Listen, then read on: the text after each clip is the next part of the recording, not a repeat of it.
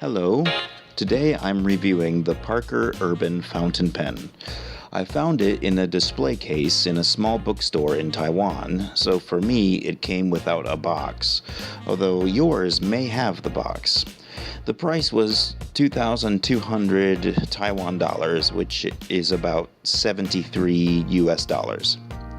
Do a search for the Parker Urban, and you'll find that it's available in a huge variety of colors and textures. It takes only Parker brand cartridges and converters, and the pen does post securely and comfortably. The main reason I got this pen was its appearance. Something about the shape and trim drew me to buy it, and that apparently was a good decision. I've gotten compliments on it, and some people even recognize the Parker name and signature clip. So I always keep this pen on me for meetings or when I want to look important. Call it the poor man's Mont Blanc, if you will. The finish on this pen is dark matte blue over a brass body.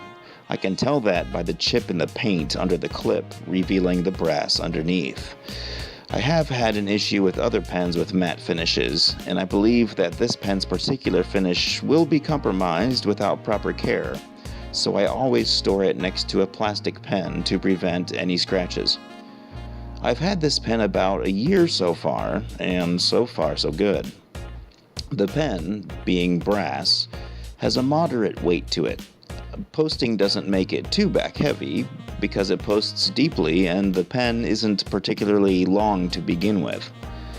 The clip has the typical Parker arrow shape and functions decently enough for a fixed clip design, although it is just stamped metal, so that makes it seem a tad cheap even though it's robust enough. On a very big seam such as jeans, it may snag just a bit, but on a shirt or a slim pouch, it isn't a problem. The snap cap is normal, secure enough, but it isn't pleasant. This is an odd pet peeve of mine, but I don't like a cap that clicks closed or pulls off in a non-reassuring way. For an action that occurs every single time you take out the pen and use it, I wish this nuance were given more attention by every manufacturer. The proprietary cartridge converter filling system takes Parker-only products. I have a converter in here now with Waterman Serenity Blue ink. It doesn't have a large capacity, but with the fine nib, it doesn't use much ink anyway, and I haven't really had problems. The hooded nib is subtle, but nevertheless complements the entirety of the pen. It has a simple design and engraving with a short scooped feed. One great thing about hooded nibs like this is that they generally won't dry out as quickly as large nibs. This helps the pen further function as a business pen, good for keeping uncapped during long meetings of intermittent writing. The nib needed slight adjustment and smoothing, as nibs often do. Once I got it tuned, it writes very well, enough feedback for precise note-taking, and another note-taking plus, it isn't particularly wet. Thus, you can write without much concern about drying time. I have had no skips nor hard starts either. It's simply consistent functional performance.